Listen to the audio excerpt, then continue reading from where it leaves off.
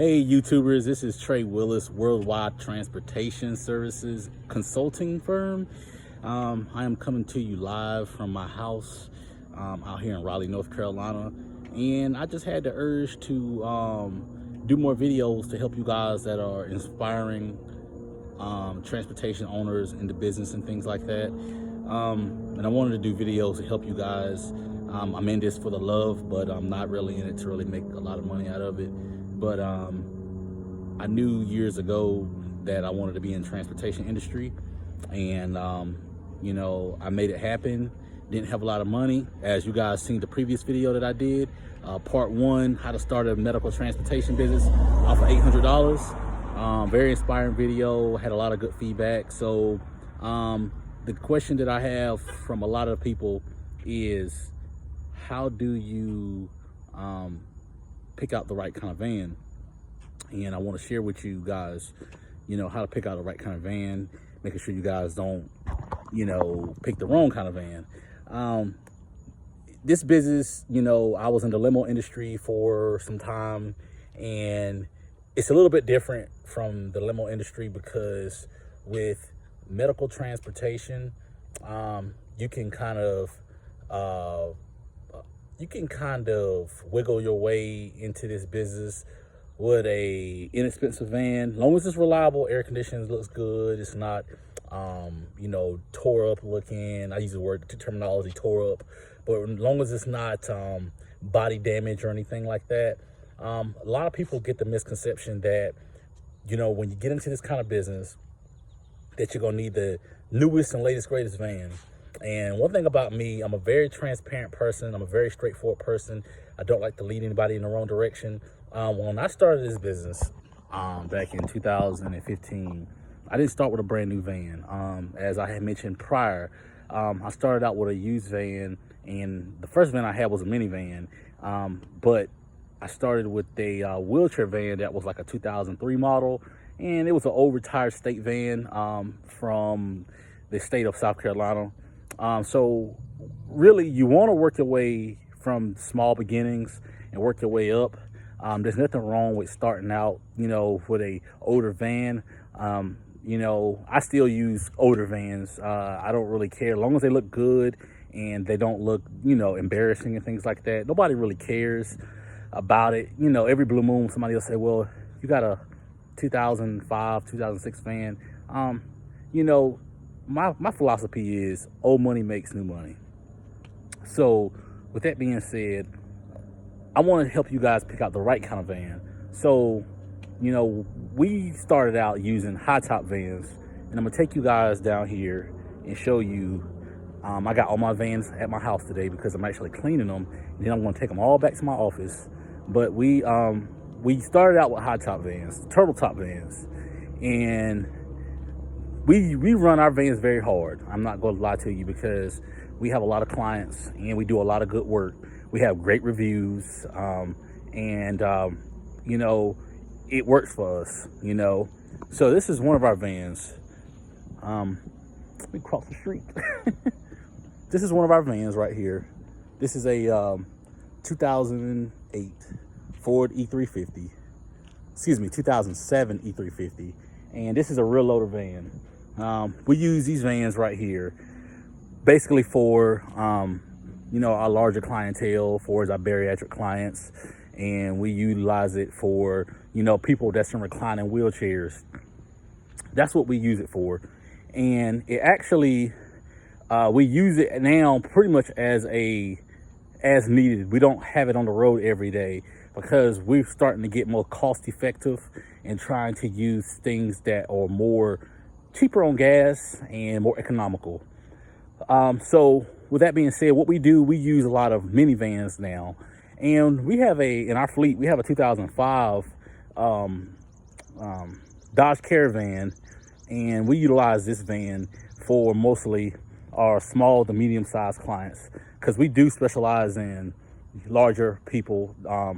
You know, I call them XL, and you know, we like to use our smaller vans for smaller people and our larger vans for large people. So when you're going to buy a van, this is what our vans look like right here. This is a 2005 Dodge Caravan, and it has the ramp on the side right here, which the door is locked. But the ramp folds down right here, and it has the restraints in the floor. You can find these vans now. A lot of times, the minivans are more expensive than the high top vans. The minivans normally run. We paid like $3,500 for this van. $3,500 for this van up in the Maryland area. We bought this van last year, and don't get me wrong, we have newer vans. We have a combination of older vans, but they all look good. They all run good. The air conditioners are good, and we have no complaints. So for everybody that's getting into the business saying, I need newer equipment, you got to go out there and take out a loan for $15,000, $20,000. That's not true. You can actually, find you $5,000 or $6,000, or you may get lucky and find something that's a little less, and you can just search. Now, the key to it is, if you are looking to buy a van for a discounted price, you may not find it in the city that you live at. You're going to have to travel and find the van. Like me, I travel a lot. So what I do is, like, I live in North Carolina. So I went to Maryland and got my van. Went to Philly. I went to Delaware. I've been to Florida. I've been to Atlanta.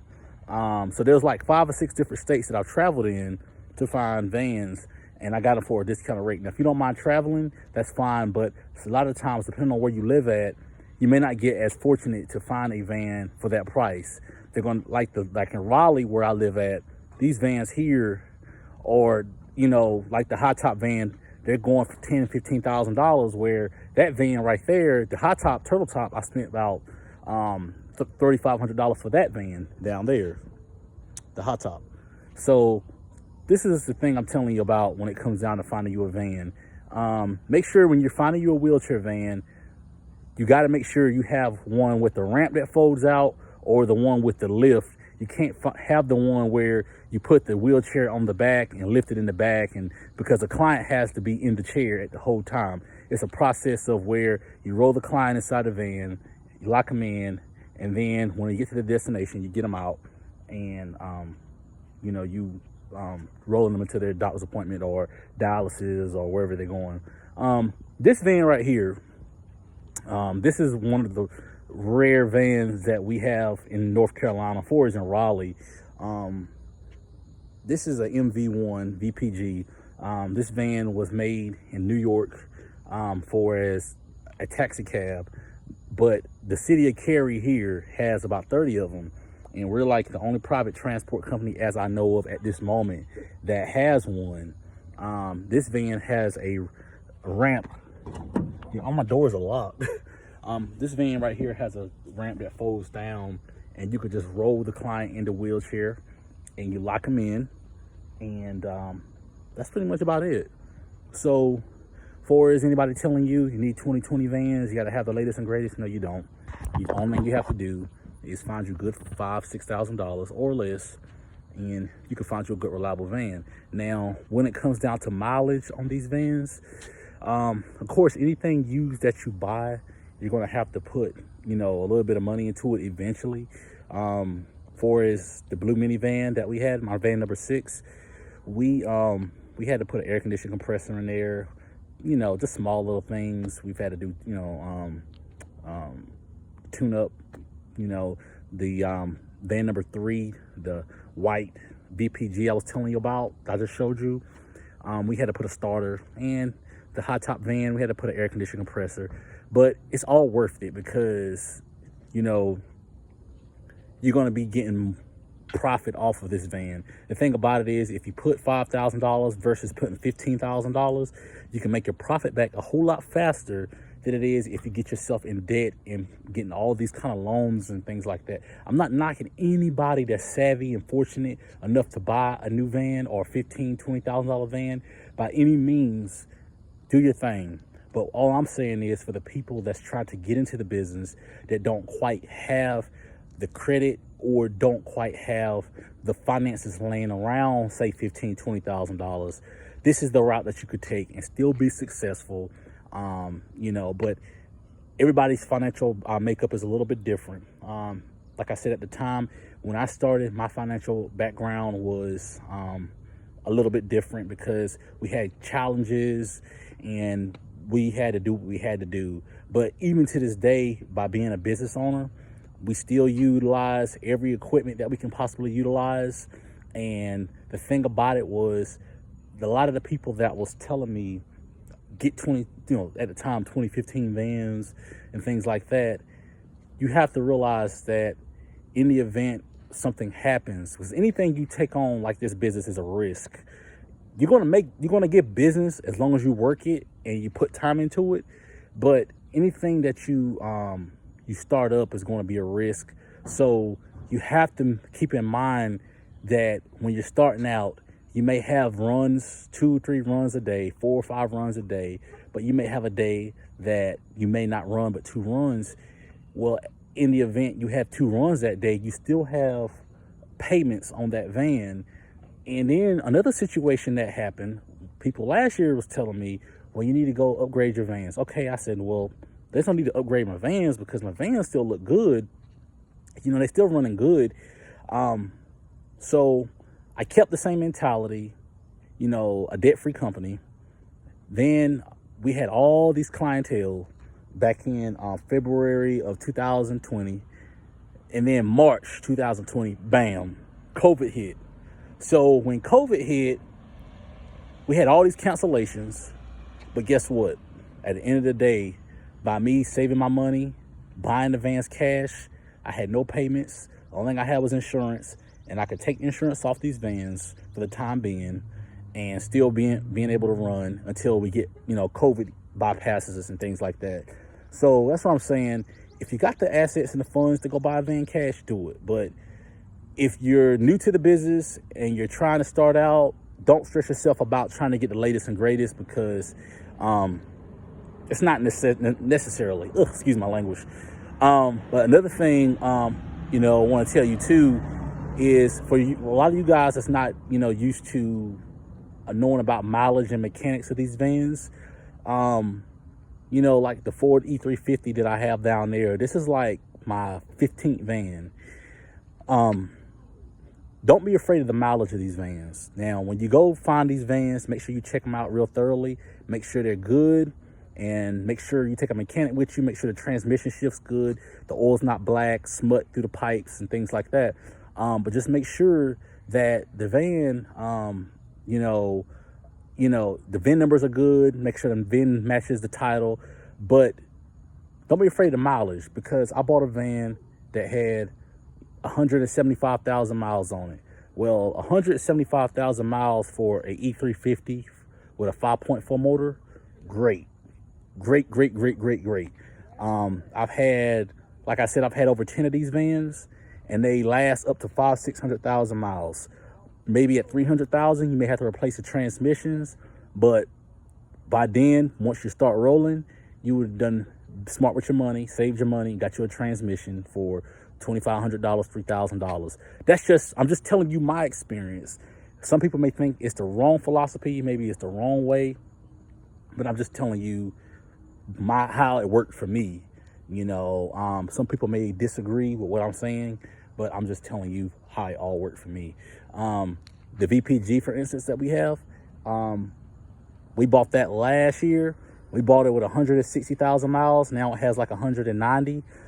We replaced the starter on it, but it's still running. As long as you change the oil, keep your maintenance up on these vans, you'll do fine. The Dodge Caravan that I just showed you, the blue one, we bought that one.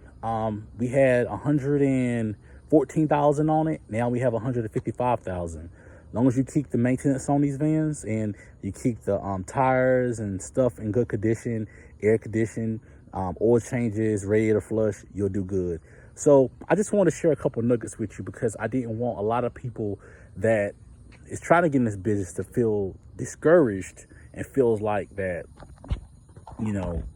they got to bust their neck to get this kind of van, that kind of van.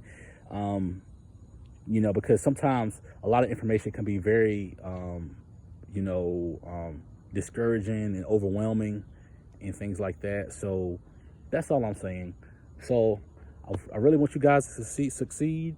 I really want you guys to do well, and I believe you guys can do it. I've met with a lot of people in the area, and I believe that you guys have the tools to succeed and do well in this business. And if you need any help, reach out to me. You know, find me up here. Also subscribe to my channel, as I'm gonna be doing a lot of videos about wheelchair safety, how to lock the wheelchairs down, you know, kind of things like that. And I'll come out to your state, speak on a group about business and how to start your medical transportation company up, seminars, whatever you want, you guys can think of. And I'll work with you guys on pricing and everything. But just want to help you guys out. I hope you guys are having a fantastic day, and like it if you enjoyed what I had to tell you. I'm out.